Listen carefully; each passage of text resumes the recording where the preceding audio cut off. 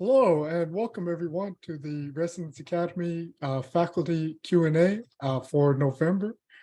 We got a really special session lined up for today. We're joined by Dr. Ines Urdaneta. Hi, Ines. Hi. And we have our faculty member, Dr. Lydia de Leon, joining us from Greece. Hi, Lydia. Hi. Thank you so much for joining us. It's a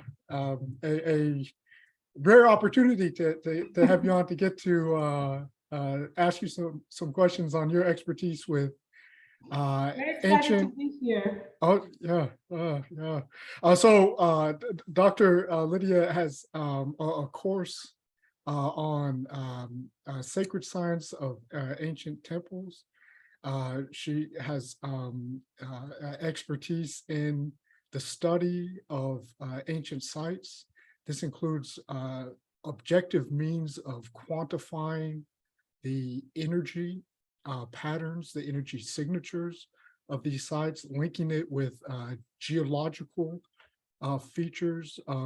What would you call that? Geoenergetic studies, Yeah. geoenergetic anomalies? Well, the field is called geobiology, the geosphere, which means that how the geosphere, the geological background, if you like, can affect biology. So it's called geobiology. But yeah, the whole aspect of temples, it's far more than that. Like there are many different properties that they have that I was studying since many years, that I was trying to see if there are common denominators. Let's say, even if temples look different around the world, aesthetically or in terms of architecture. I'm an architect in my background, so they can look different, and maybe their belief systems are different, or their religious are different, or their gods are different, but their scientific properties, they are the same. And that's what we explore in the course. So it's very interesting to see, how a stone circle can be the same as a Mexican pyramid, as a Greek temple, because they have the same, let's say, physical properties in terms of physics. Seriously, it's like physics, electromagnetism. Certainly, there's similarity in utilizing the megalithic stone assemblies. I think that one of the main points is just these sites and these constructions, this architecture was not done randomly. No. There's a science behind it. And in many cases, the science we don't fully remember or understand. Yeah, it's far from random by no means. Actually, it's pretty shocking, I would dare say, because when I was looking more deeply and doing all this research, I was really humbled as an architect by feeling like I really know nothing of architecture. The way that these buildings were designed and the way they were constructed on top of that, it's so complex that I can tell you for sure as an architect that there is no way to replicate that today. We cannot build the Pyramid of Giza, and we cannot build the Parthenon. We don't have the means, even with all our 3D scanning and 3D printing. I will just give a short example, which is pretty curious. The team that does the restoration of the Parthenon, because there is a heavy restoration going on, they want to really complete the Parthenon at some point, so you can look at it as a whole, the way it was in the past, which is interesting. So what they did is they had to replicate these different discs that make every column, for some of them that were missing. And they did that with, let's say, 2 discs that are one on top of the other, and they had to 3D scan them and replicate them through like all with lasers and everything, right? All very scientific and digital. When they did open these 2 discs, in between them, there is like a copper joint. And they realized that this copper joint, after 2,000 years that is built, it has not been oxidized. So if you realize what that means, it means that the perfection of the cutting of the 2 discs is so precise that there is no air coming in to oxidize the copper. And what they did is they kind of 3D constructed this, and they had two new discs that were exactly the same as the original, but they didn't have that precision. So they were astounded. They were like, how is that possible? We cannot replicate it. So that's why I dare say that we don't have the means, and the means is, I think, a combination of consciousness and technology to make buildings like that again. Maybe one day in the future we will have it, but today we don't yet. That's just astounding. Airtight precision of Yeah. fitting these large stone structures together. Huge. And Yeah. it's just, you see that level of precision in some sites around the world. In Peru, in Yeah. Egypt, and as you're explaining in Greece, this level of precision where these stones are being joined together in airtight assemblies. It's really quite phenomenal. And I think it's a open question how that was accomplished, how this ancient advanced civilization was able to do that. Yeah, that's a question I get a lot, actually, from speaking. How was it done?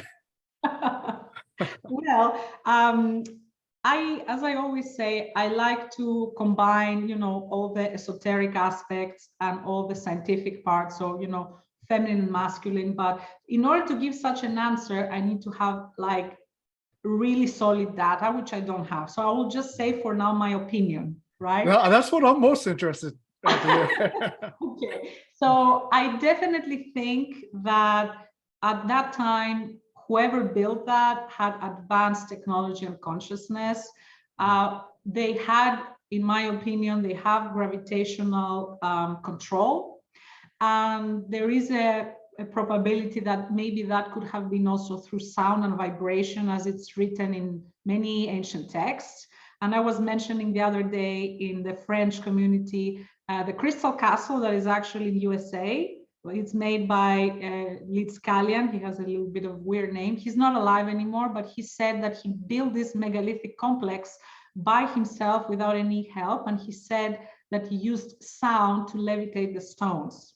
So I cannot verify that, if he did that or not. I'm just, sharing some information, but I think that should have been a really important aspect. And I think it's highly probable that all this amazing technology came from pre-cataclysmic civilizations that were highly advanced, and very probable they had, open communication with supraterrestrial beings. So I think a combination of all that and exactly how they were constructed, there are also possibilities. We do know that there is a way to melt stone. In my opinion, for example, and in many scientists' opinion, the Pyramid of Giza is not a solid rock. It's actually melted rock into like molds, and then that was replicated. So we don't know. We do know that in the past they were using specific plants that were able to polymerize stone and literally melt it.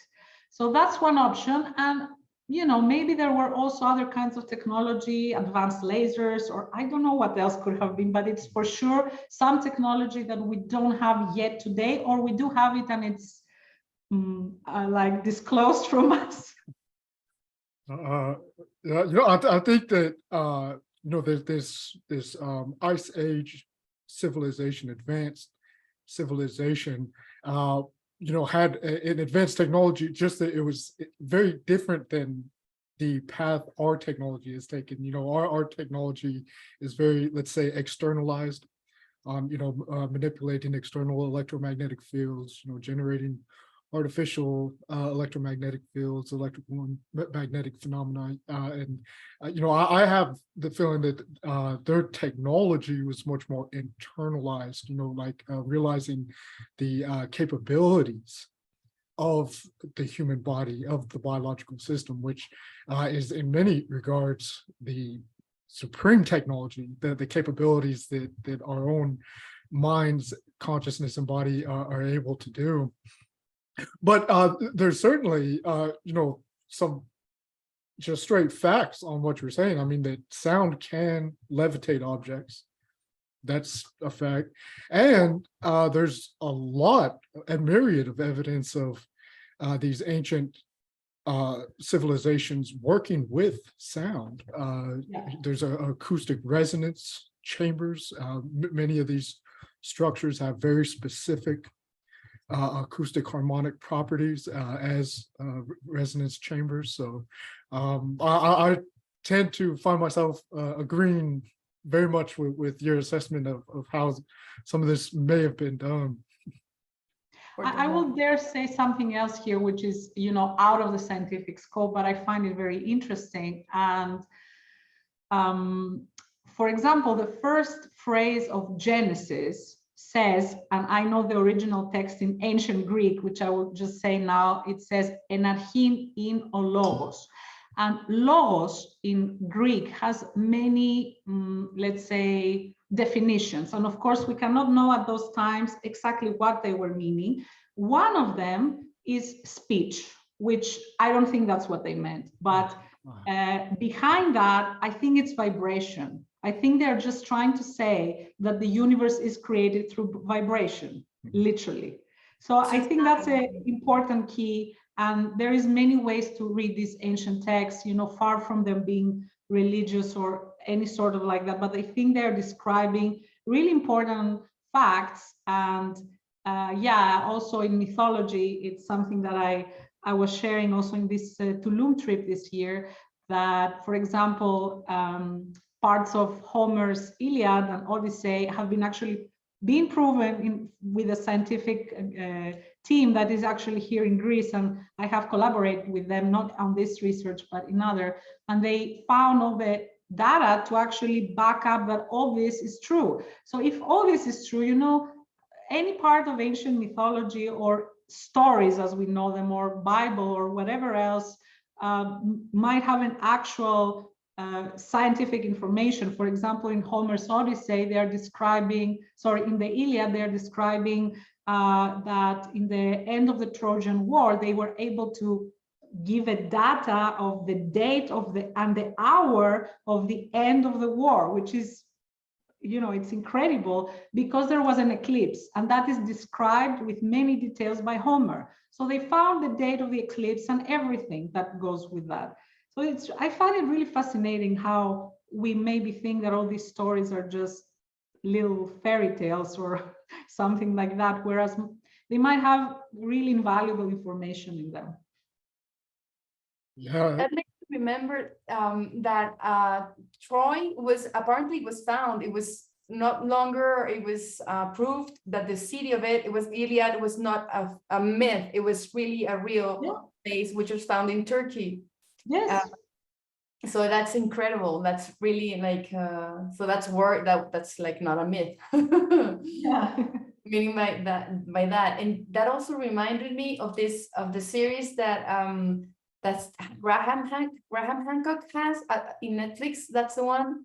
Yeah. I started to see it, and it's I don't know if William, have you seen it completely, but it's like, whoa, it's incredible. Yeah, well, in Graham Hancock's series, it's called Ancient Apocalypse, and it says they investigate the evidence around the world for a ice age advanced global civilization, and that there was a series of catastrophic global climatic changes that occurred at the end of the last ice age, including cometary impacts.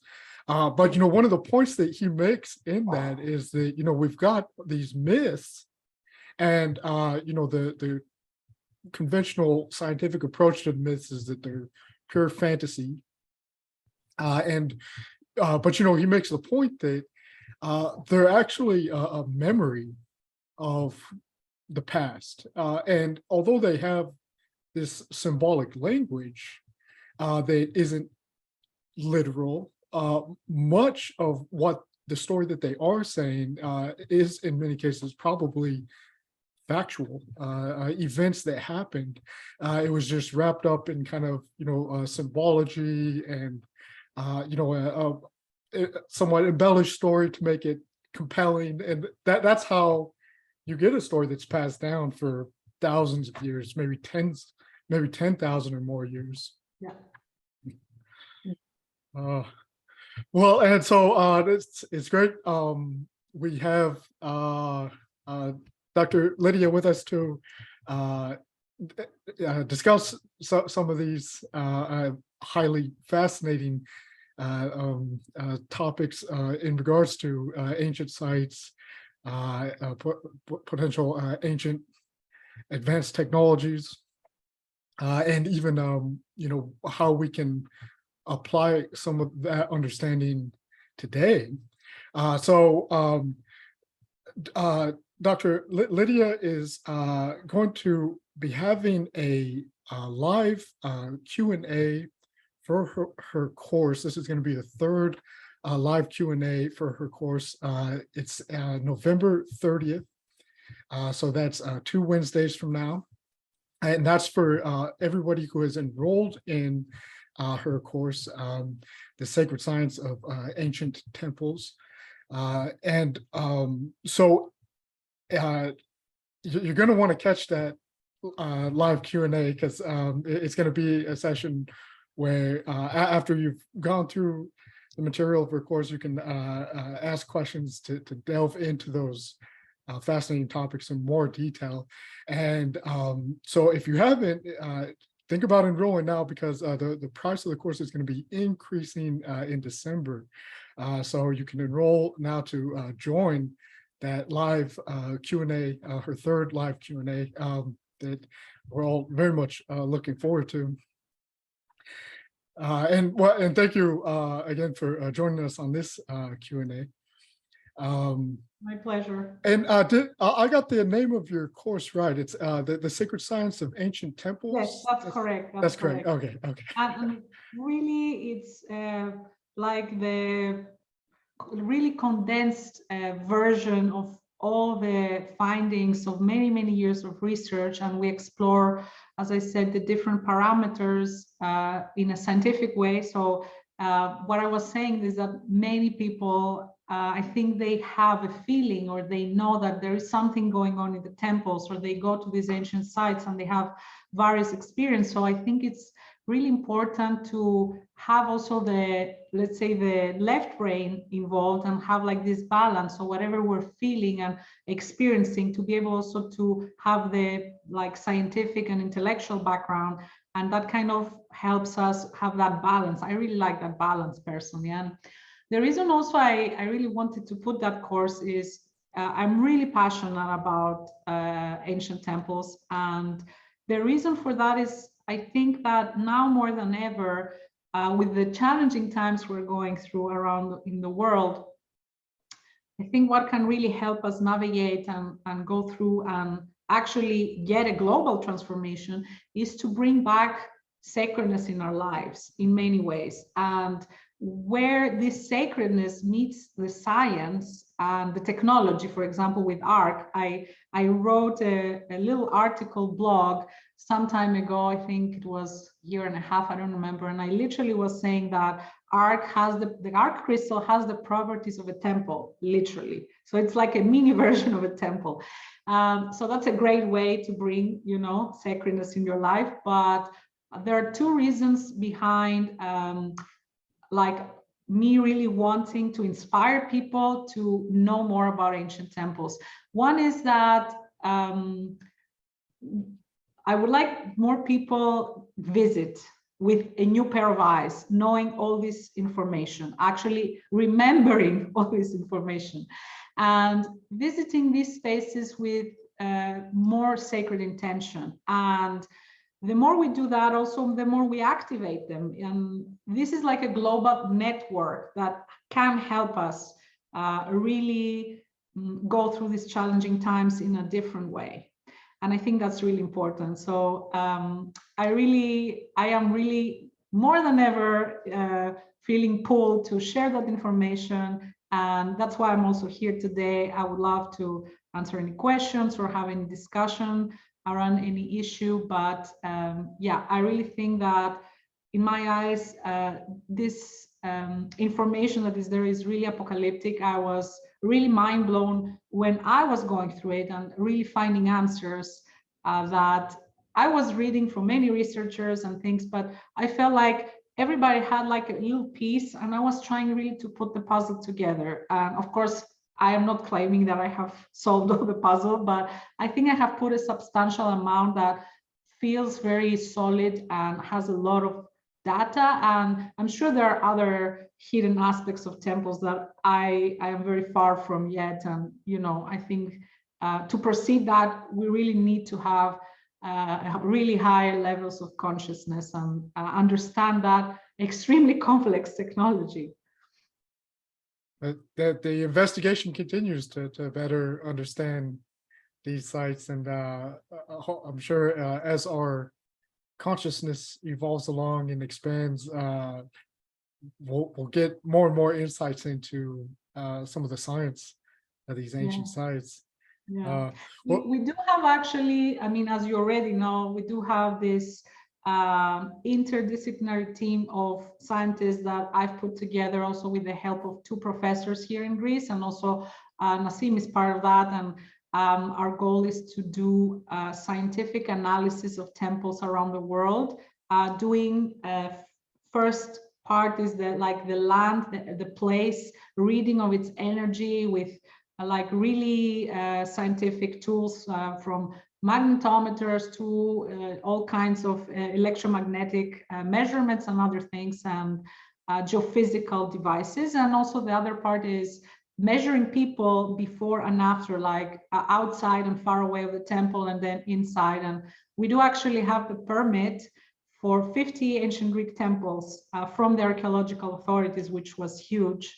And yeah, we're currently looking for funding. So hopefully that will give us, you know, even more information, like from real measurements. And I'm really looking forward to that. We're also looking in Teotihuacan in Mexico. A bit difficult with the archaeological authorities there, but we're not giving up. In Greece, it took us 4 years of kind of fighting with the authorities here, and it ended up, you know, we had it at the end. So that's like an additional step that we are looking into right now. Lydia, that made me remind, you had published an article recently, a paper, where, yeah. Can you talk us about that? That's amazing. You were proving something very important. Yeah, you know, as maybe Nassim has shared far more than me, I think, from his own path and experience, you know, when you are really saying something very different than the mainstream, you get like really squashed many times. So it took a long time to publish the previous paper that I had, and that was far less, let's say, controversial.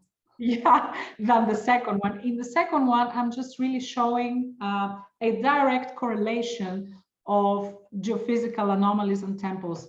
Geophysical anomalies really, it's a place, in simple words, that the different values of the fields, like the magnetic field or the gravitational field or the electromagnetic field, they have a significant change from the surrounding area. It's like that. It's just there can be a positive anomaly or a negative. I don't mean in terms of its effects, but in terms of the value. So a higher value or a lower value. And they are obviously both, they both have equal effects.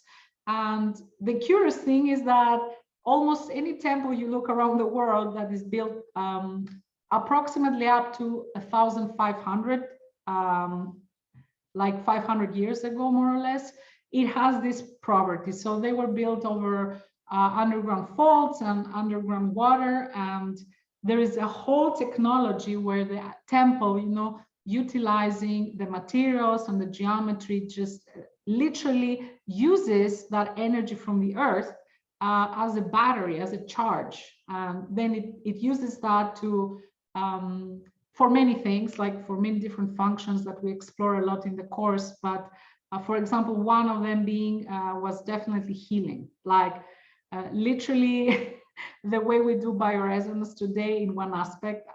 Obviously, it's very different having a small device of bioresonance and literally going into an entire building that does that for you. You're just encompassed in that field. So yeah, I explicitly said that I try to be as humble as I can in that paper to not like trigger too much, but I received so much just I would not even say negative, like literally insulting comments from different editors and different papers that I'm not talking now, papers that write about altered states of consciousness and effects of meditation, and you know, really even not even just mainstream papers, and they will still just get so triggered. And you know, when they get triggered, it's because they don't tell you objectively, like, okay, this statement lacks bibliography, or you know, something objective. They just say, oh, the things that you mentioned in your paper are science fiction. Like literally, I received that comment from an editor. Excuse me. And you're showing the data and they tell you it's science fiction and you're showing data. Yeah, and I not only have tons of bibliography, like more than any other paper, you know, the bibliography is a few pages actually, but I have my own data that I am presenting, you know, geophysical and geological data. So I remember when I first started that in the university, I had actually even to change university because the first university was literally fighting what I was saying.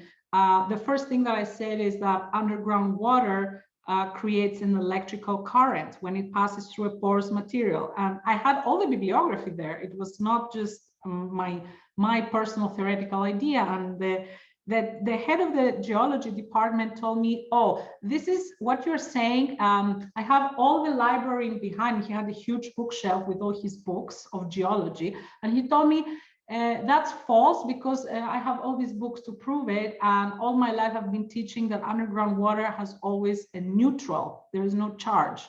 And he told me these words, what you're saying is for charlatans. He used that word.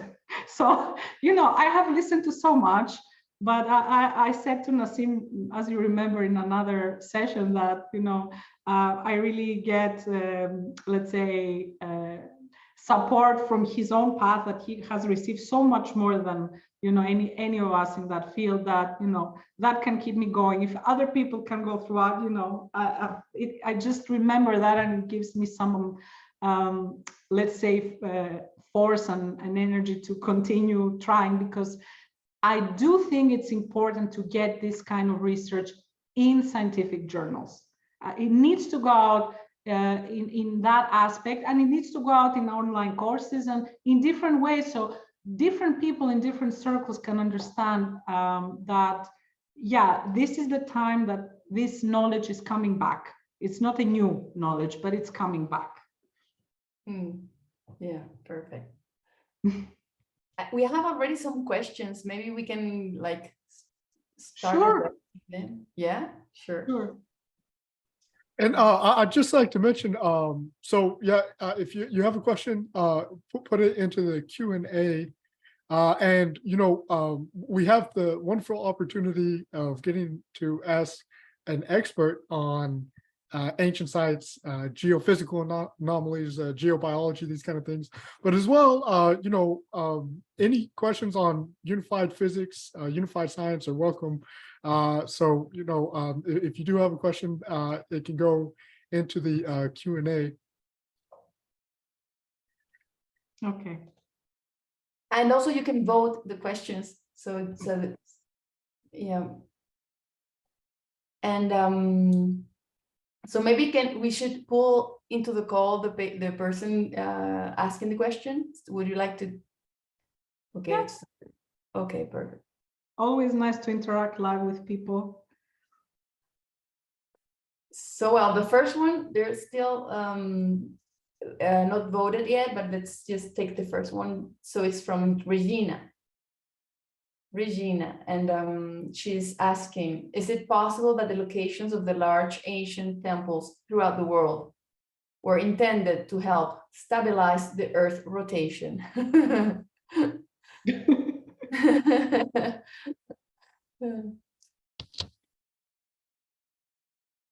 Hello?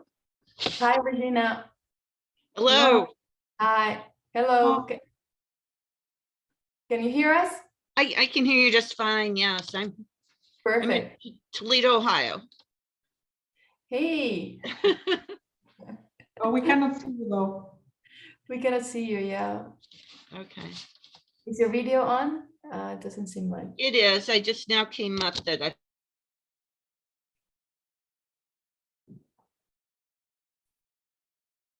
She's going to be rejoining us, and I think her video will be Oh, okay. viewable when she rejoins us here. all right. So,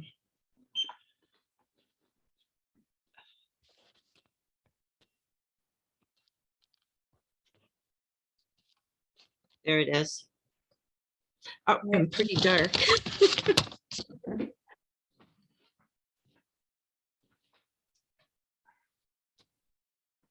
See if that's helpful. There you go. Hello. Hello. So, Okay. yeah, so my question is whether or not the locations throughout the globe might have been useful in stabilizing the rotation of the Earth. Yeah. I have not found any information on that from my own research. I don't know, maybe if Ines or William have any opinion on that. On my aspect, the things that I've looked into, I would say that definitely, in my opinion, they had like a network, they formed like a network in between them, and that I think served in many ways, definitely creating like a scalar wave grid, if I might say.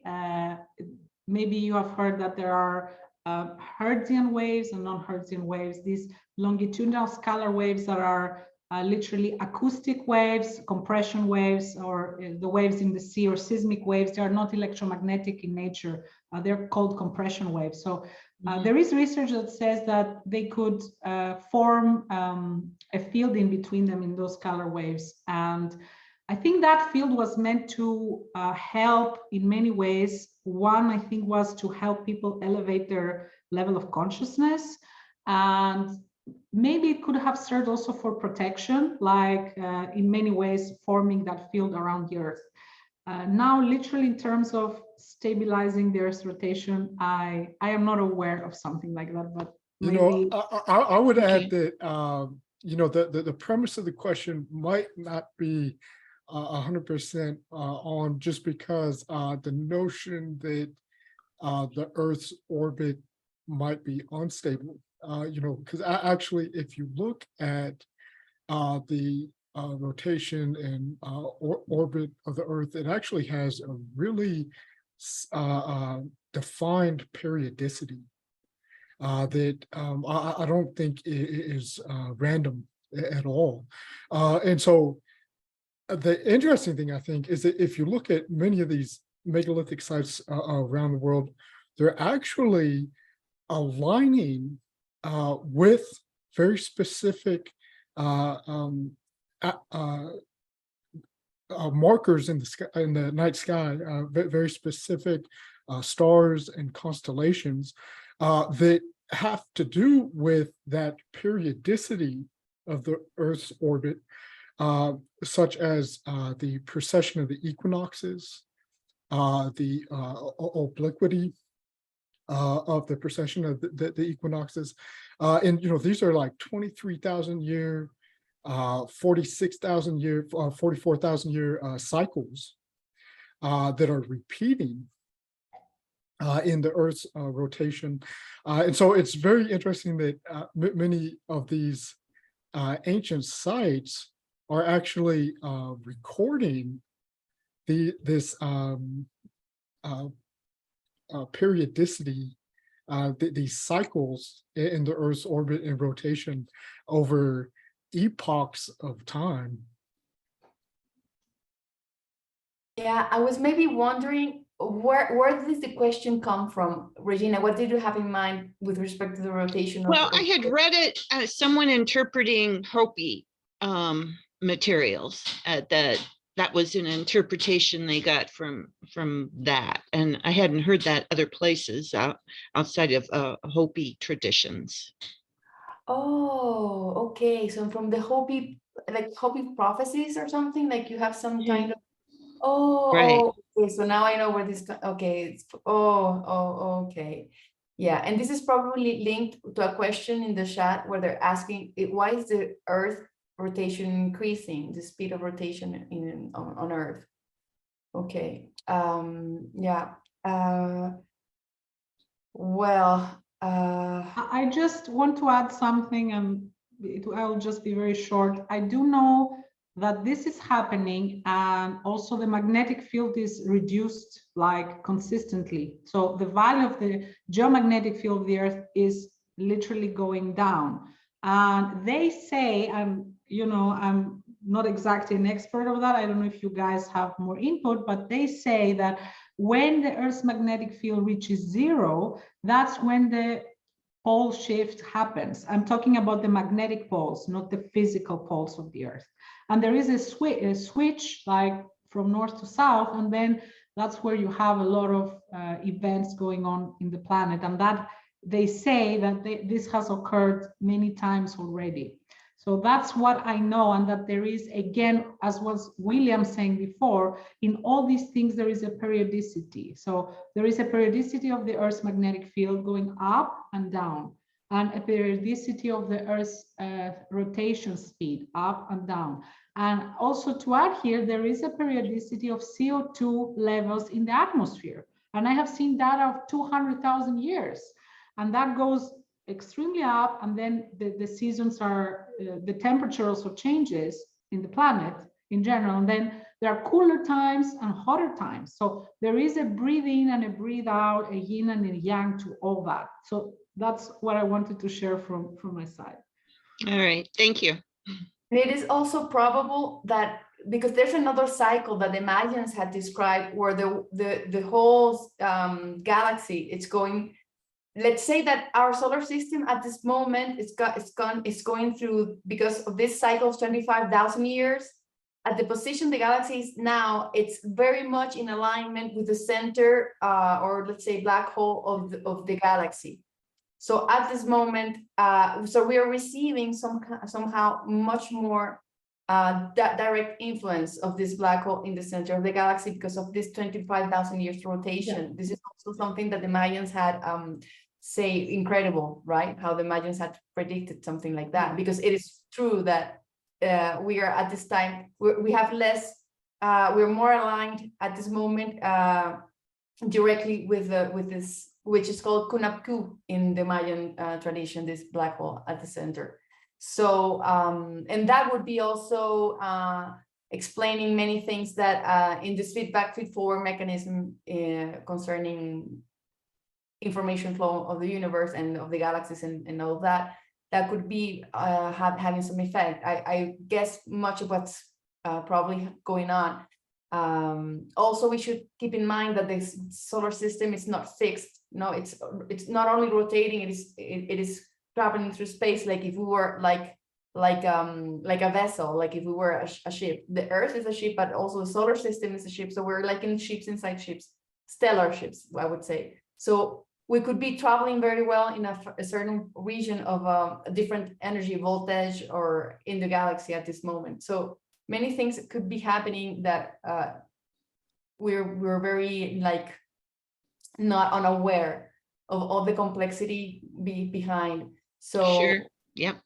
It would be very, yeah. So it wouldn't surprise me that maybe these temples did have some kind of influence on that sense with respect to something, because they have Lydia's like research also proves that they're very well related or aligned with certain stars and constellations. So maybe that's bringing some kind of let's say anchoring or something that's also having some effect on on rotate. Right, We don't connecting the ley lines to Maybe. temper things. could Yeah, be the yeah. case. That would be like further further research, but it would be surprising, though it sounds at first like, because we feel like rotation is very stable in Earth and on its own axis, but it's true that we have been having some changes, like it's spinning a little bit, and yeah, so who knows, maybe.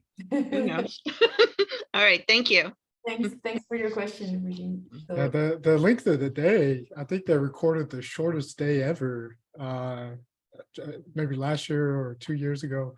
wow. And it's like a few second difference, maybe even less like than a few seconds, like millisecond difference. But the thing is just that, all of those changes, I think are just highly cyclical.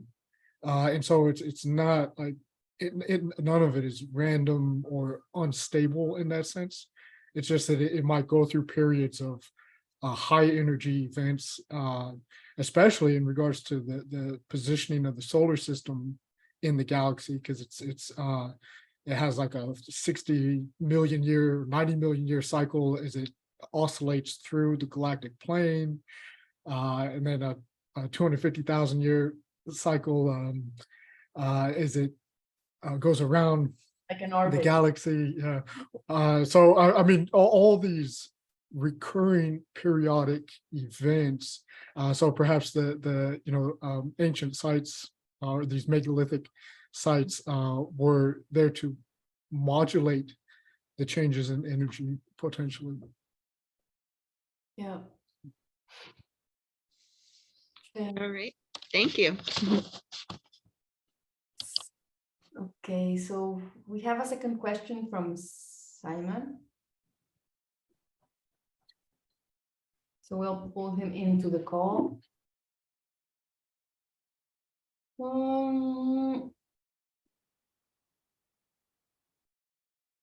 So this question,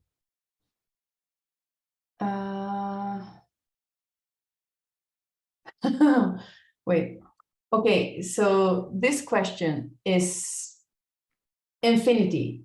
From all your research so far, is infinity important to the new unified field physics? So if any of you are able to express this before, okay, so let's wait for him to ask the question because it's kind of long. Hello. Hi, hi, Simon. Hi. Hi. Hi. So go ahead. Yeah, what a pleasant surprise to meet you, Dr. Linnea, as well. I didn't know much about the course, but I definitely want to register. I'm an architect myself, and passionate about ancient culture and looking at it in a modern way.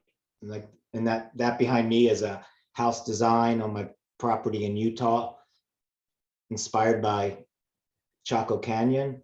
And so the question really has to do with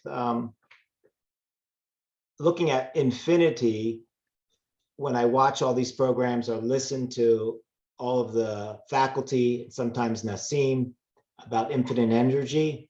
And so I'm really looking at, it's a long question, right? With lots of aspects, but I actually saw the opportunity that maybe this infinite energy was part of building these pre-catalyst, timeless temples, right? These I can't even say the word. I'm so nervous. I wasn't expected to be selected. Pre-cataclysmic. Yes, thank you, William. Yes, exactly. Because it started off was like, if I watch these programs on infinity, they just go into a lot of rhetoric. But when I listen and to the faculty on the Residence Foundation and anybody you bring in, like your guest today, it's much more tuned to, and I like what you acknowledged, Dr. Lydia, the knowledge is what, coming back, you said, instead of like it's a new way of looking at stuff, it's coming back, everybody's bringing this ancient knowledge back. So is infinity just something about mathematics, or is it really sound and light? Is it a concept, or is it a concept not yet solved yet? I'm reading what I wrote. Or is it like a new possible constant in physics that was going to be published in the paper? Or I don't know what you can speak to that. And was that anyway used in these areas of building these ancient temples with sound and light? Do you think that in your research that you've come across that there's this infinite potential of energy? I don't know if that's helped illuminate my questions. Yeah. Okay, who wants to start on that one?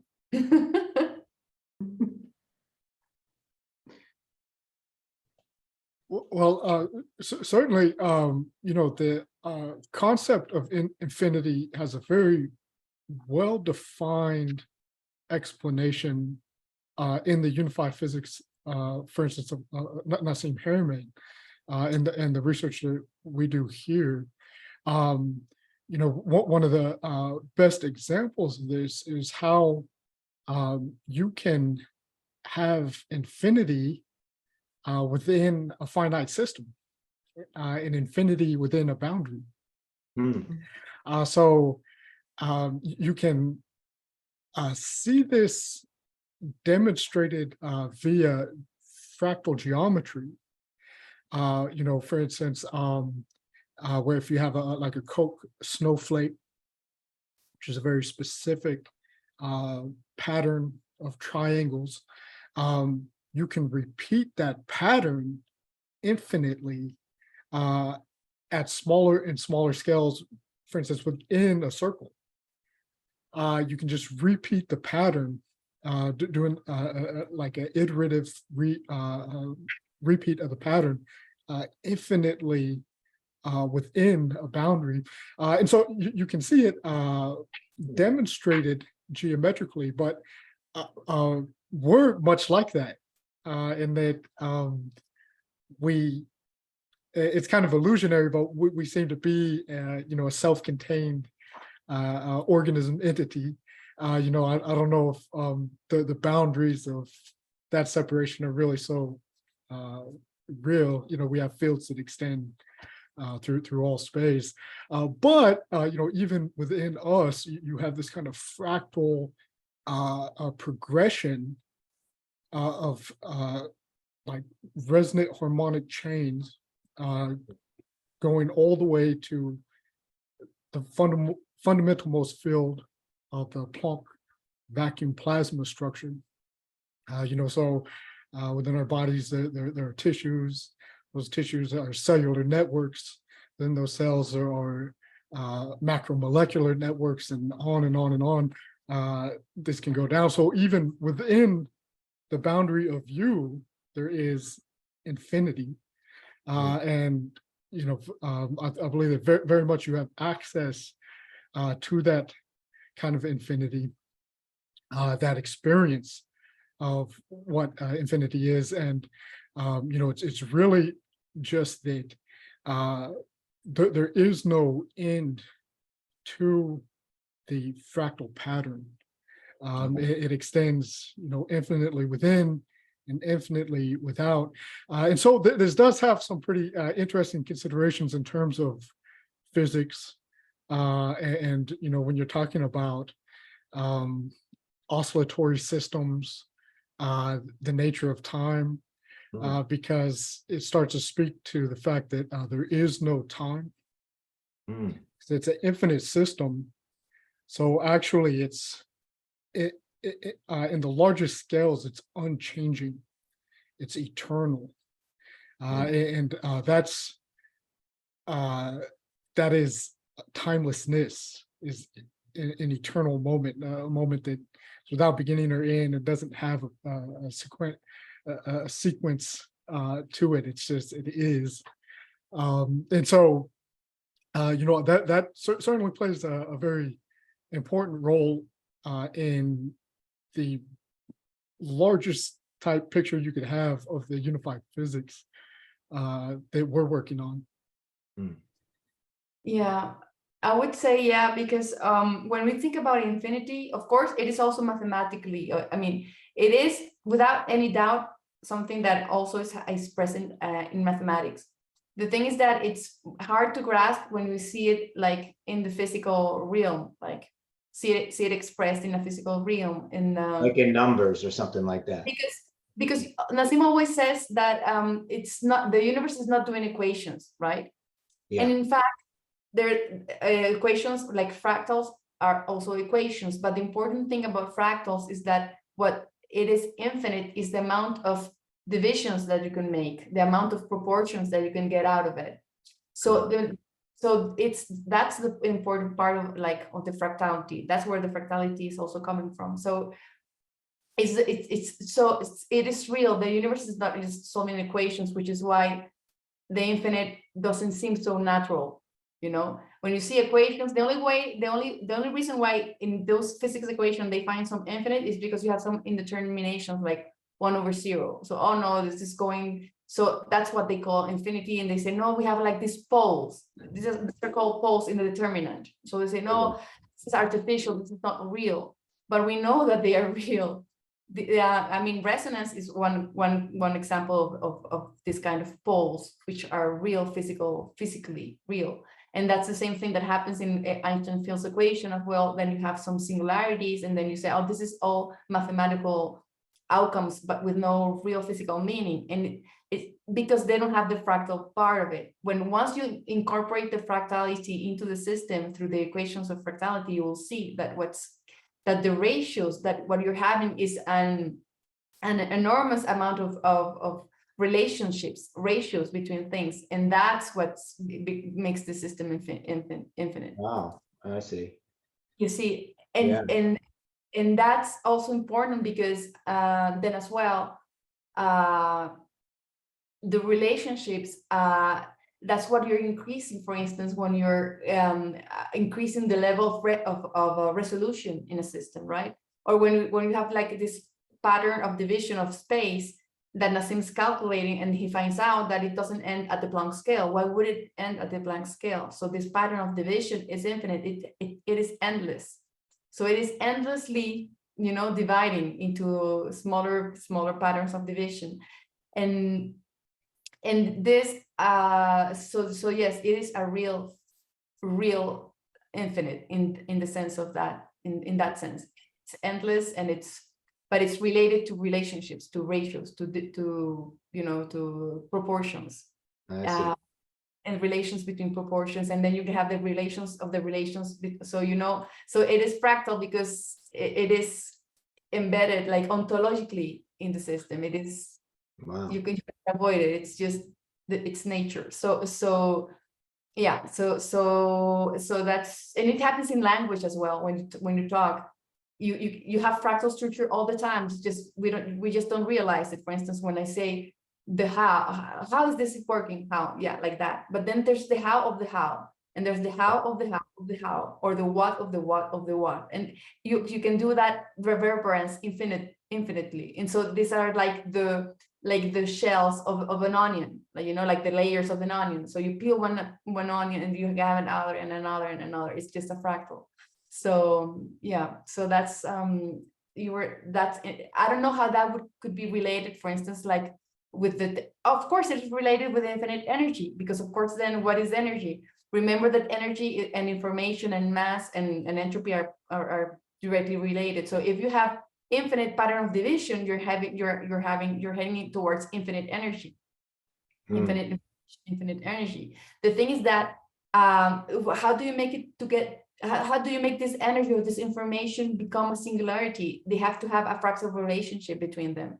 So the fractal is the perfect mathematical structure that allows you to have infinite energy in a confined volume.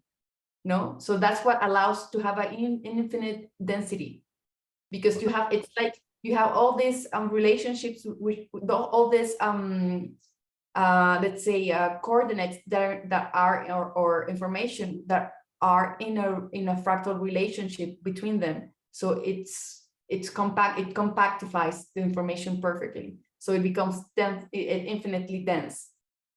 because it is endless, so it becomes infinitely dense. And that's the energy that we're tapping into. So when you tap into the blank, keep in mind that you're seeing like this boundary condition that you're calling a blank, but inside this fractality goes infinitely beyond. And that's the source of energy for that little PSU. It's the infinite fractal scaling to the inward. So which is much denser then, so you have much more energy. So that's so the source of energy is this fractalization, is this density, yeah, like concentration of fractal concentration of information. And then so and of course then when you have the proton, then of course this is why in the proton you have so much energy. It's the same, it's this bounded system that within it's got this pattern of division that just goes infinite. Wow. Yeah.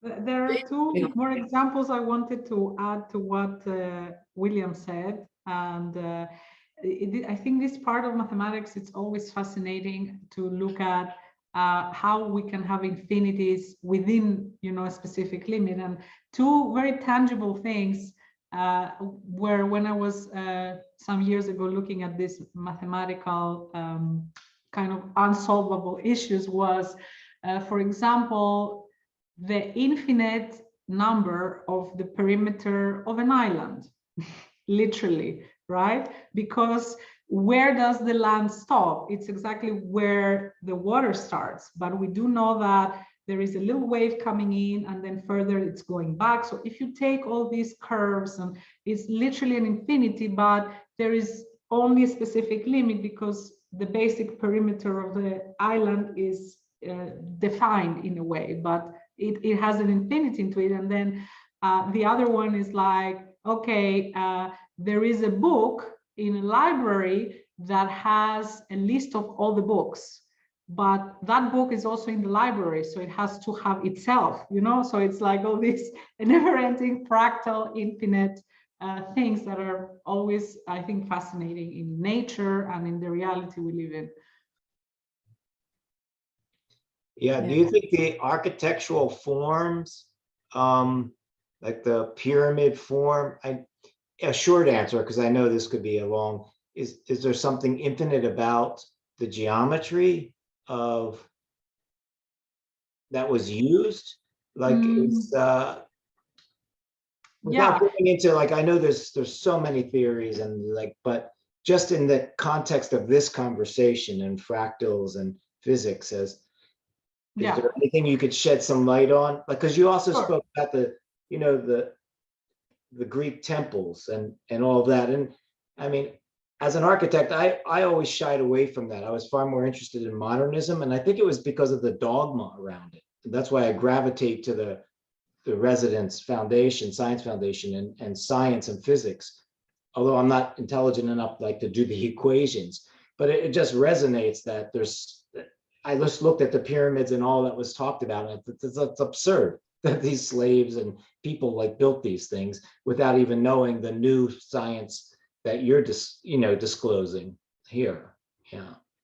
But is there something, do you see anything about that in terms of, like, they feel timeless, right? The way that Parthenon was, and it also has, doesn't it have some curve to it? So in perspective, it looks like it's straight, but it's actually not straight. Well, there is a lot on that I explain in the course. Okay. You will probably see more of that if you're in, but I mean with actual pictures and all that, because that really helps. But what I can say is that in modern architecture, we have very low levels of fractality. And what do I mean by that? Fractality has to do with going from a bigger scale to a smaller scale and seeing repeatable patterns, if you like, or where in modern architecture we have straight lines everywhere, we have big boxes, we don't have this contour of the actual building that is highly fractal. Now, for example, if you look at the floor plans of cathedrals, like these Gothic architectural cathedrals, you will see that the contour of a floor plan or of a facade or a section is highly fractal.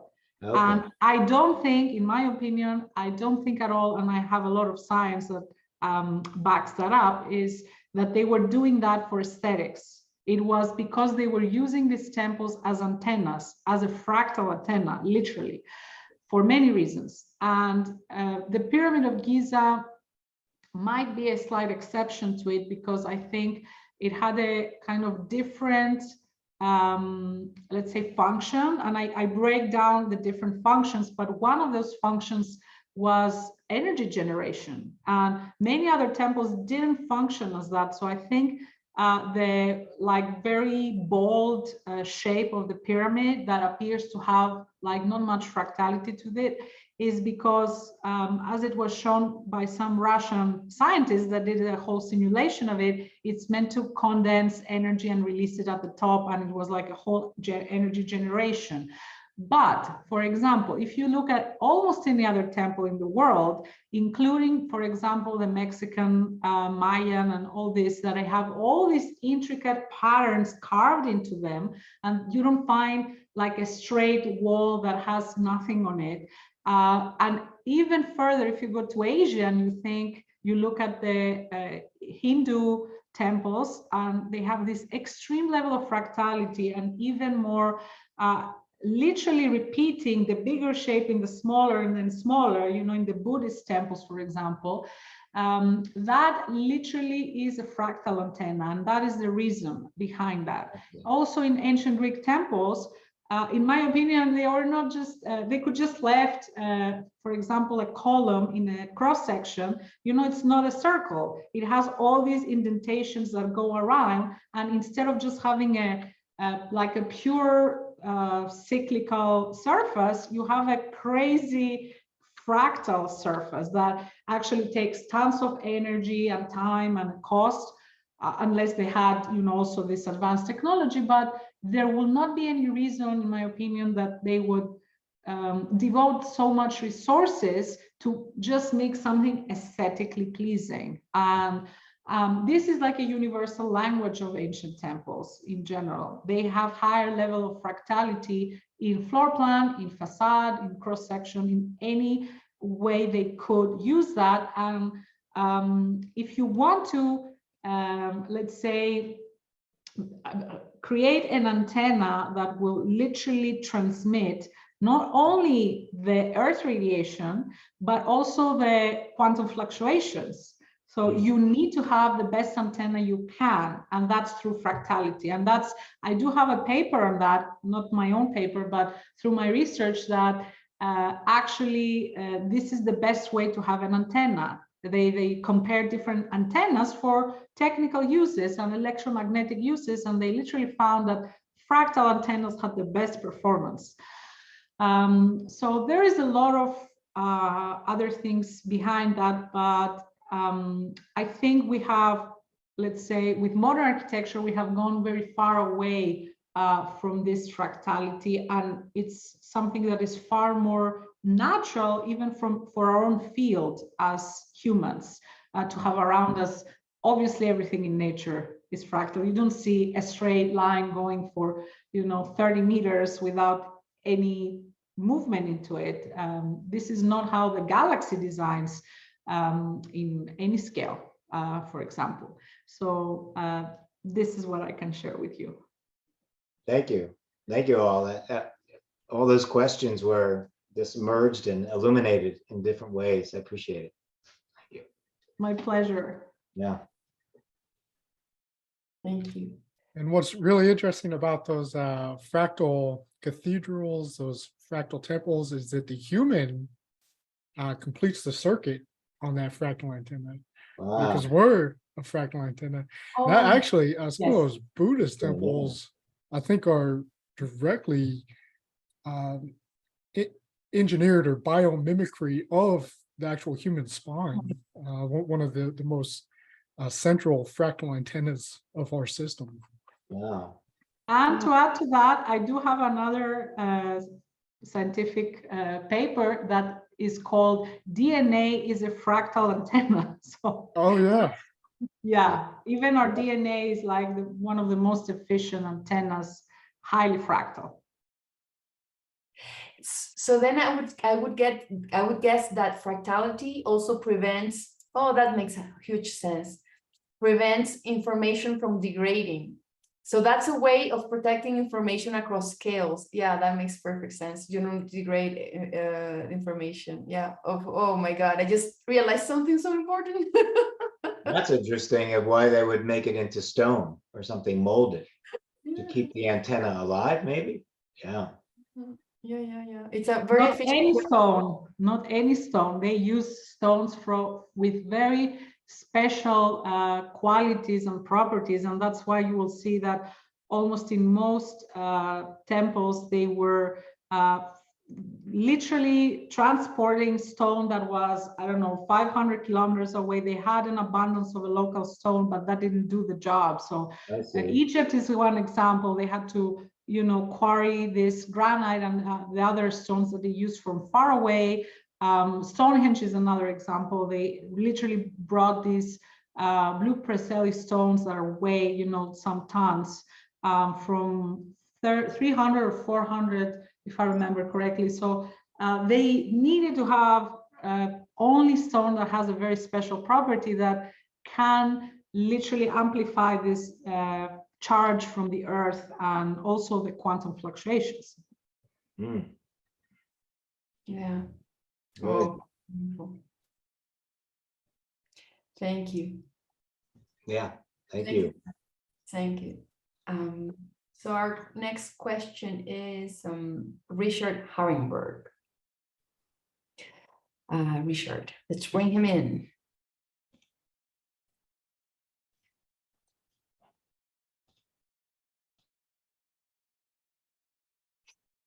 And he's asking, is there evidence that our eyes transmit information from our brain? Oh, wow. There he comes.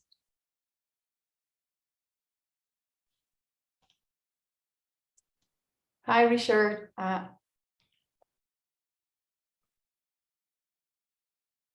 Hello. Hello. Hi. We don't see you yet.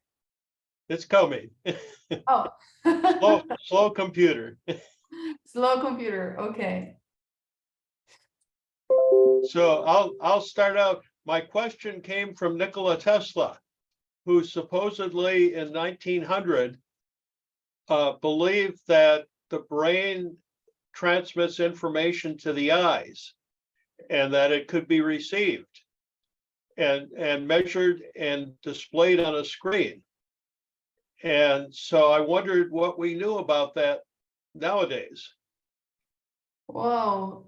Well, I would maybe say that I have always seen the eye because of its constitution, the iris and all of that. It just makes me like a black hole. It evokes me this notion of a black hole. Because it is, if all photos that come inside, they don't go outside.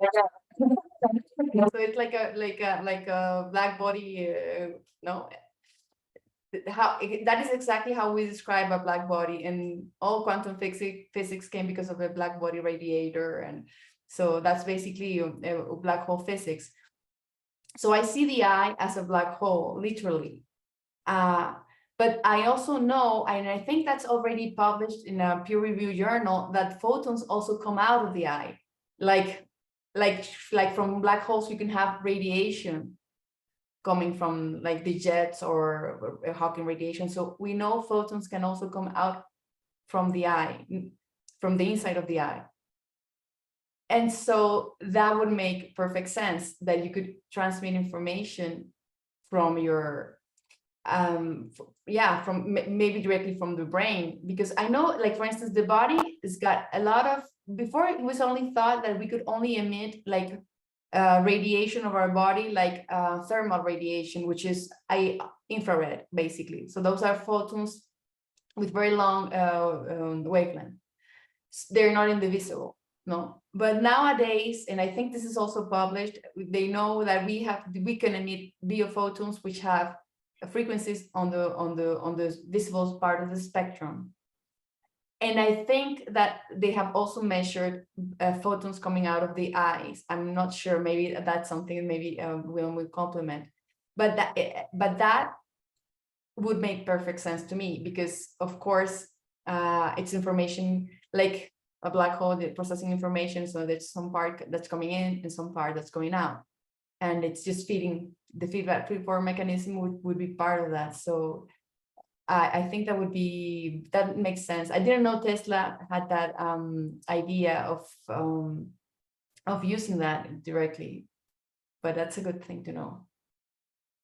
So I just think, also, I just wanted to add one thing. I read a paper some years ago that we emit laser beams from our eyes, and this was measured. And that's why they say that when someone is looking at you, you can literally, your body can feel it because you are receiving these laser beams. So I found that fascinating, but I just wanted to add that because maybe that's also a way that through the eyes, we emit also information, maybe through the brain and through that laser beam. But I found that really fascinating. I think, is black hole radiation very wide bandwidth?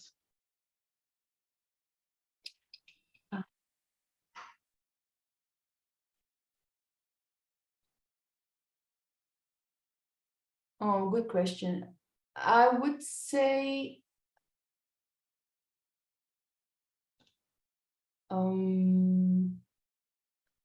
bandwidth, you mean like the whole electromagnetic spectrum, or Oh, in yes, the whole electromagnetic spectrum. I would say that would be a white hole. Not a- Okay. Oh, but a transmitter is a white hole. Well, yeah, I mean, we see the sun, for instance, that's the part, the radiating part of the black hole. I know in standard physics black holes, you have X-ray, you have some kind of very particular sets of radiation coming out, but I don't know. I should check that out, but I don't have the feeling it's the whole spectrum. That which would have the whole spectrum would be the white hole, which is like the sun, for instance, like the yeah, maybe I would have to check that out, but that's a good question. I'm not sure. It kind of depends on what model you're using for the black hole and Hawking, Unruh Hawking radiation, because you know, if you're considering like the most conventional type of Unruh Hawking radiation, it's almost completely thermal radiation. So I mean, these are you know, extremely low energy photon emissions and not a wide bandwidth at all, just kind of in the infrared to microwave region. But that conventional perspective is almost certainly incomplete. I think is a nice way to say it. And, you know, usually more realistically, if you have a black hole, you have a black hole white hole system, your yin yang. And so that white hole aspect of the black hole that it's actually coupled to is going to have very broad spectrum emission. And actually, I mean, if you look at the supermassive black holes, you know, at the active galactic nuclei, center of galaxies, I mean, the direct images of them are in the radio wave, but you can see their X-ray emissions, gamma rays, you know, so that's a pretty broad spectrum even right there. But you kind of have the same organizational setup with your eyes, the black hole, white hole, because you've got the iris, right, which you could, as an analogy, say is your black hole. It's light's coming in on a one-way trip there, and then around it, the whites of your eyes, there's your white hole system. And so in terms of like light being emitted from the eyes, it would most likely be coming from that vitriol medium, the whites of the eyes, because the eyes are a literal direct extension of the brain. That fluid in the eyes that comprises the whites of the eyes, that's cerebrospinal fluid. So that's connecting to the centermost part of the brain, the ventricles. So at the center of the brain, you got a luminal space, a hollow space that, well, it's not hollow, it's filled with water. We were even just talking about the fractal antenna of the spine. That's at the top of the spine is the third and fourth ventricle, the lateral ventricles. It's water, and it's running up and down the spine and running through the eyes. And so, in some of our biophysics research, especially some of the calculations we're doing more recently, if you have organized, coherent excitations of coherently structured water, like in the cerebrospinal fluid, then it can elicit coherent stimulated light emission, coherent stimulated photon emission. That's lasing, biolasing. I could see how there could be very well a mechanism whereby you do have laser-like light coming from the whites of the eyes. It's probably very much a function of the amount of coherent activity occurring within. So like you can say, I saw the light in his eyes, in her eyes, it's that's to turn a phrase, but maybe not so much, I'd have to look to see if that has actually been directly measured, directly quantified, because it's one of those things that I imagine scientists might not ever cross their mind to do that, right? Because it's just pretty much thought, okay, eyes receive light.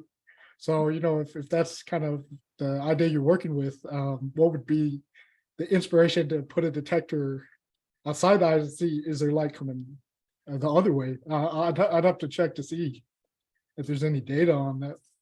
I think I'm gonna look it because I'm almost sure I read the article. Let me see. Ocular spontaneous photon emissions in humans. I have seen that, yeah. What was the title? What did it say? It's ocular spontaneous photon emissions in humans.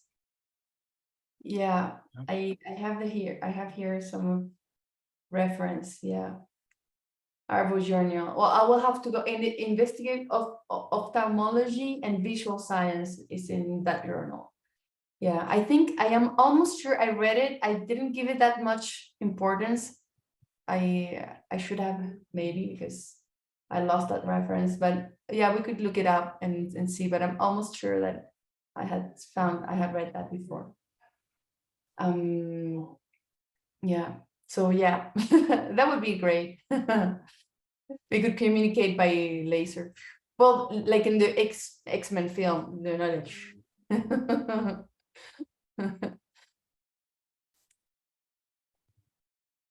Yeah. So thank you, Richard. I think that's Thank you. Great yeah. answers. Thank you. Thank Okay, so now we have Luli from Florida. And that's for the temples. That's a temple question. Let's have Luli in the call.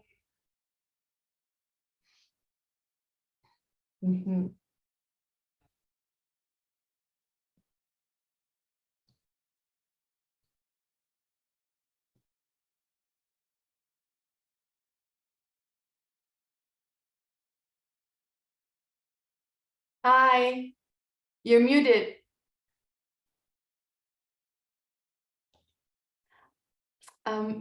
You're Lily, you're muted. Oh, there I am. I bet you can hear me now. Hi, where are you Hi. calling? Where are you I- connected? I am in Bradenton, Florida. Oh, yeah, Renton, okay. I'm sort of a fresh transplant from Oregon. I Oh. want to go home.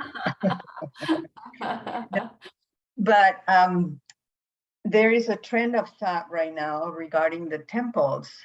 And it made me think of the boundary condition of a sphere.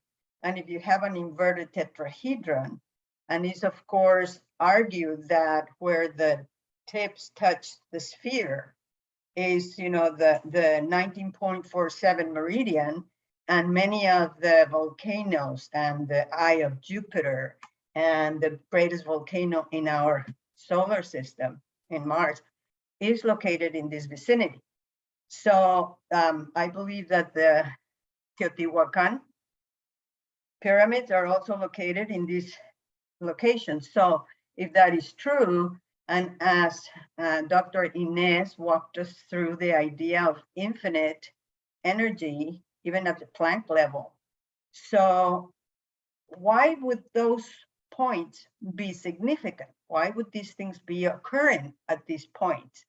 Is it that they gather more energy? And as the temples may be antennas, but they may also, I don't know, you know, just starting an idea in my head.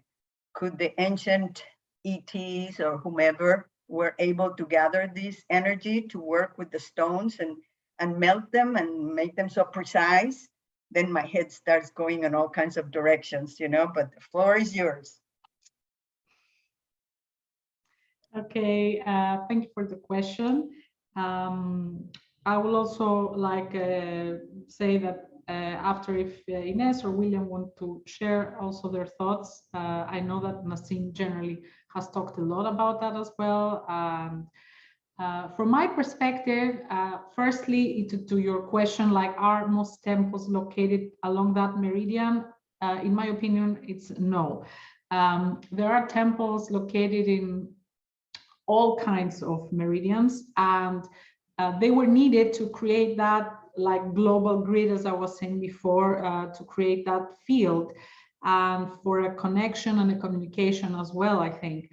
And there are even, you know, other things that we're not aware of. For example, there are pyramids found in Antarctica, and who knows what other temples or other things are below there. So I think temples were mostly located firstly in terms of their significance with the earth location, the earth link. So they had to be in these happening places that were these geophysical anomalies. So that was the first way of locating them, in my opinion. And there are other things that let's say they have to do with the geometry between them, because I think in like these ancient civilizations, they literally had a plan, you know, and they created this global grid. And obviously not all temples fall into that, but definitely I think the pre-cataclysmic ones fall into that. Now, the Meridian 1947 is very important, and it is a happening place for sure, because yes, it's where the tetrahedron finds the Earth, the planet, and as you said very nicely, it coincides with other things in other planets as well. So I think it's a happening place, and I think the planet there expresses a specific amount of condensed energy. So that can be through volcanoes or mountains. Also in Mexico that you mentioned, there is a whole series of, how do you say, Sierra Volcanica? Like a whole Like the mountain. volcanic ring. Yeah, like a whole series of mountains that is huge, and it is like transversal in that specific longitude. So sorry, latitude. So yeah, this is firstly a happening place for the planet where the energy condenses, but There are some temples, of course, that are placed there. I mean, Teotihuacan is a great example, but it's not like the majority of temples are around that. I would say the majority of temples are placed over geophysical anomalies, that's for sure. So Thank you. yeah, that's from me. I don't know if Lady, have you found an example where a temple is not located in a geological anomaly? Is there a counterexample?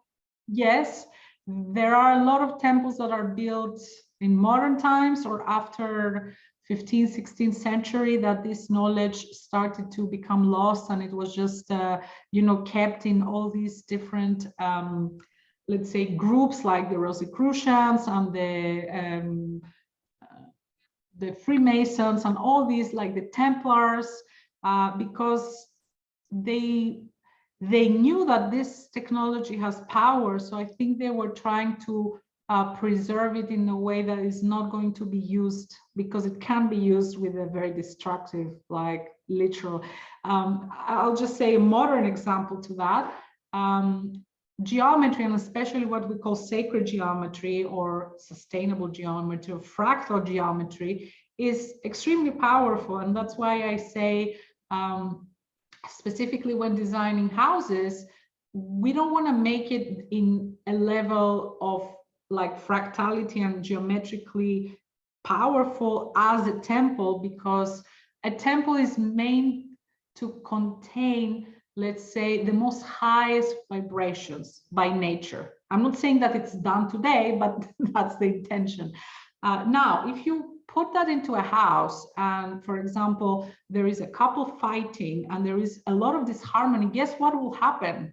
That will be amplified, I don't even know, hundreds of times, and you don't want that. So if we are not yet enlightened, you know, we also have to make sure that whatever we put in a building like that, it will be amplified. So if we're not enlightened, we cannot live in a like such a powerful building, because it can actually be destructive. And I do know from a person in our environment, Arturo, my husband, he's also an architect, and we do all this holistic architecture together. And it's a friend of his that he literally had a pentagon house, very powerful geometry, as you know, with a lot of fractality on that. And from the time that he moved there with his wife and children, until then, everything was perfect in their lives, and abundance and health and everything. It just, everything fell apart because they were fighting in the house, and everything just amplified, and they end up like literally a breakdown in their life, and they lost everything. So what I'm trying to say is that all these things need to be used with consciousness and intention and caution. It's a very powerful tool. Like the same is with the ark. I mean, you need to put the intention there, and that plays a very important role in how the result will be, like how the outcome will be of that. Interesting. Thank you. Thank you. You're welcome.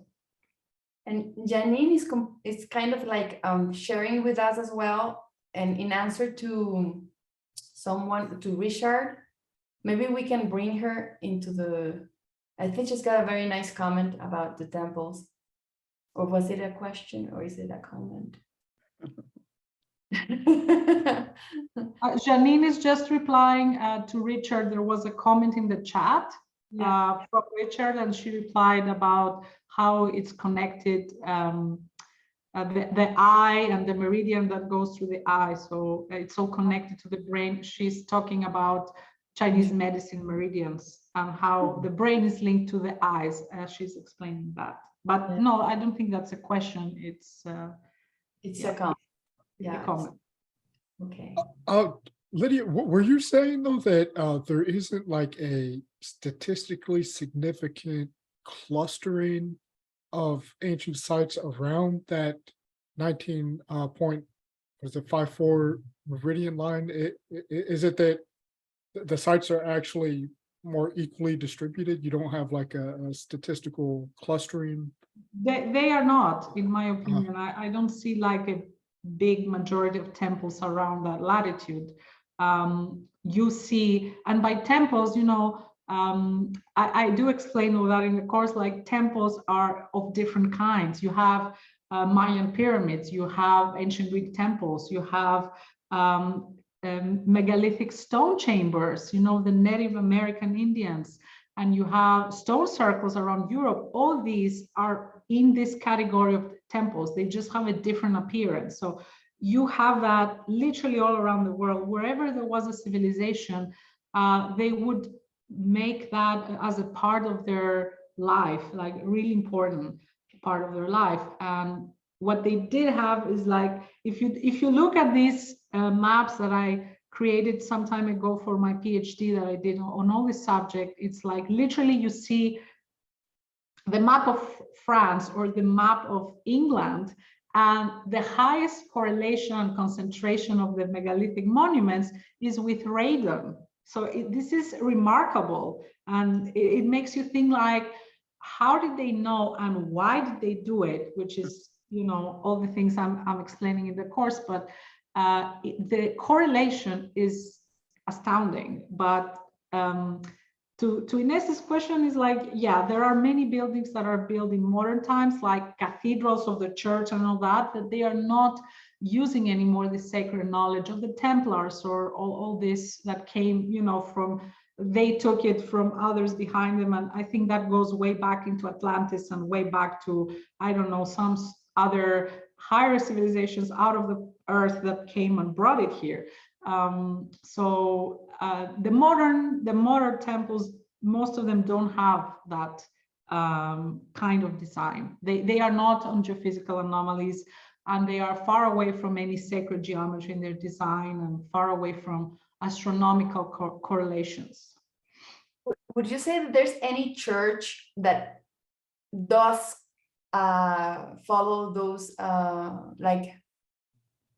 temple characteristics? Any church that you would think, like Chartres? I think it's a... No, of course. All these Gothic cathedrals, they follow that to the smallest detail. Like Chartres is by far one of the best ones of them, and there are so many, even in London. Like there is Rosslyn Chapel in Scotland that is like really spectacular in terms of all the things that are embedded there. There are literally so many, and basically the more you go back in time, the more sure you are, you know, like 1200s, 1300s, 1400s, 1500s, and a little bit there I see a shift, that things are starting to get lost in terms of this sacred knowledge and technology.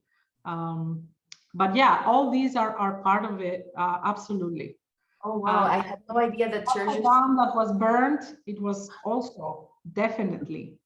Notre Dame, yeah. Wow, that's good. Yeah, may I ask something else? So you're speaking about a knowledge that is being lost right now, right?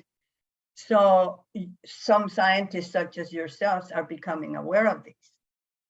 I don't even see in my mind what this knowledge would be, but let's say that you go to one of these ancient temples or churches or whatever. Is it an intention that would activate it, or you would have to have a mathematical, you know, formula to get it ignited, or what would happen? I would say a couple of things. I think, first of all, knowing the scientific part of how they were constructed and for what reason really helps with, you know, left and right brain. So I think that's really important. Second one, for sure, the intention. Like when you visit a place like that and you don't go like a tourist looking at, oh, some archaeological ruins, and you realize that this is like a complex technology and you need to respect and honor, and you go like with the heart base, you go with gratitude and love. That's absolutely important, and sacred intention, right? Like I'm entering a holy space, a sacred space, and by sacred space I mean also the feeling of it, but also the science behind it, because we do know now what makes sacred space. Like you will see it all in the course. But the third part is definitely the capability to meditate and to connect to higher levels of consciousness and altered states of consciousness. That ability for sure is something that activates the temple, and also to do that with a group of people is far more powerful. And that's why all rituals were not done by a single person. There was a group of people. That's why I really think that what Nassim does, you know, bringing many people into temples and activating and chanting and just the energy of that is extremely powerful. And as a fourth parameter, I will add, you know, using technology like the arc, like this, having that plus the intention, plus the scientific knowledge and the meditation aspect is just a super powerful like bundle, let's say, that definitely activates a space, a temple sacred space. So of all the things, the scientific knowledge is probably the most challenging, right? Because then let's say that you choose one of these temples. Would studying its architecture and its mathematics would give you the clue what it was created for? You can do that, but what I'm trying to say is that there is a common parameter or qualities that are found in all temples. And this is what I explain in the course. It's like the earth link, the body of the temple, like the materials and the geometry and the dimensions. That's also super important. Then you have the sky link. And knowing that and knowing how that functions all together and creates as a synergy this extremely advanced technology, knowing that it's really important for the brain to be balanced with the other part that feels and has the intuition. And what you're saying is, you know, maybe the scientific part is challenging, but there are other people that have a scientific background and they have a difficulty meditating. So it has to do with where you're coming from. But what I'm trying to say here is we need both. We need the feminine and the masculine. We need left and right brain, and we need to find that balance somehow. And because it has been many, many years that we listen a lot of things about amazing experiences in temples, or, you know, I had a vision, or like experiential things and feelings and intuitions.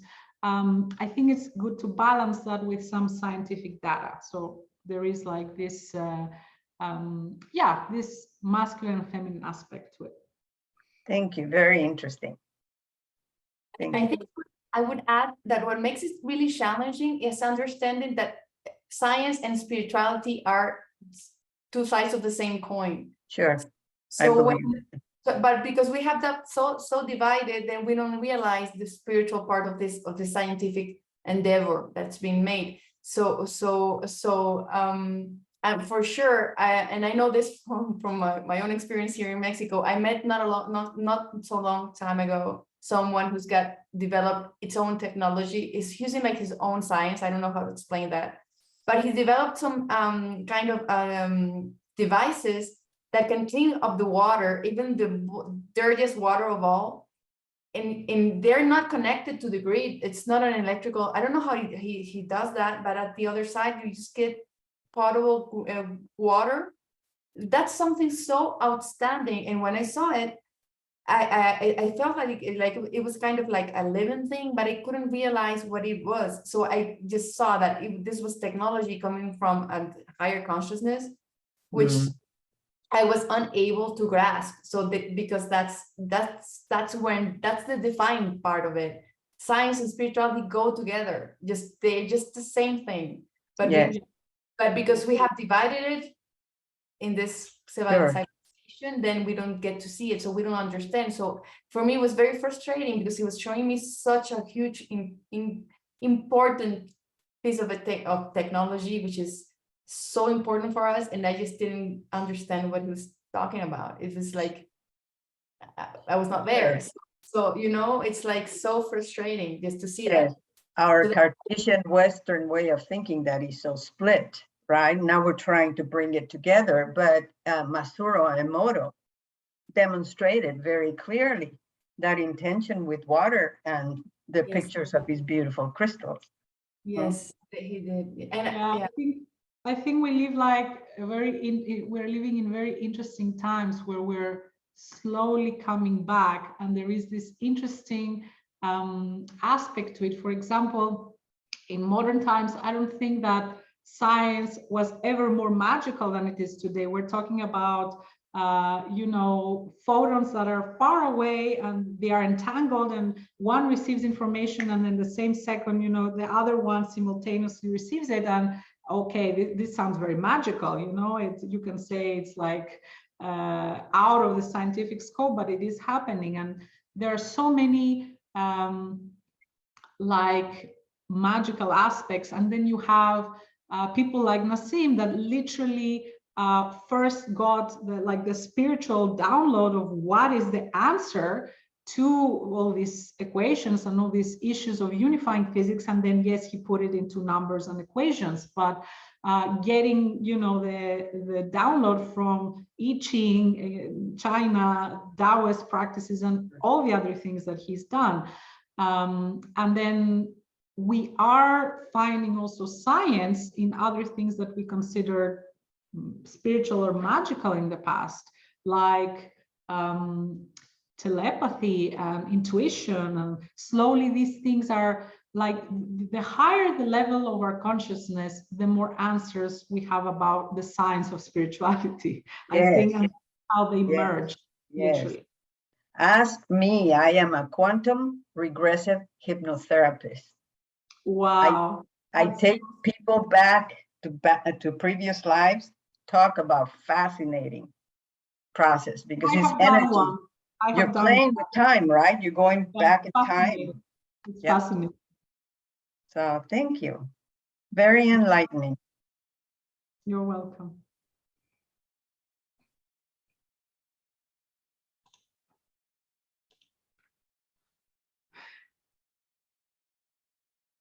we don't have more questions. It's Well, I like- think we've come to the end of our time yeah. here.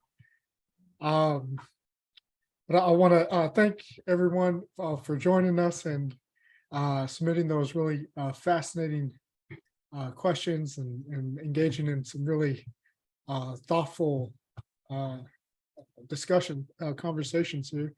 And just as a reminder, Dr. Lydia de Leon is going to be having her third live Q&A session November 30th.